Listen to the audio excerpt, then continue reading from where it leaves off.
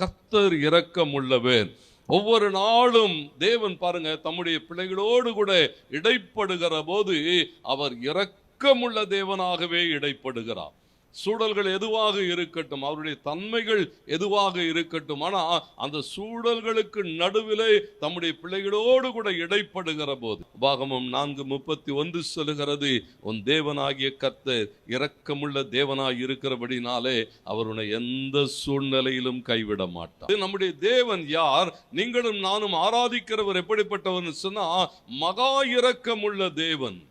இந்த வார்த்தை சொல்லுகிறது, உன் தேவனாகிய கர்த்தர் இரக்கமுள்ள தேவனாயிருக்கிறபடினால் அவர் உன்னை கைவிட மாட்டார், உன்னை அழிக்கவும் மாட்டார், உன் பிதாக்களுக்கு தாம் ஆணையிட்டு கொடுத்த உடன்படிக்கையை மறக்கவும் மாட்டார். ஆகையினால் தான் வேதம் சொல்லுகிறது, உன் தேவனாகிய கர்த்தர் இரக்கமுள்ள தேவனாயிருக்கிறபடினாலே அவர் உன்னை கைவிட மாட்டார்.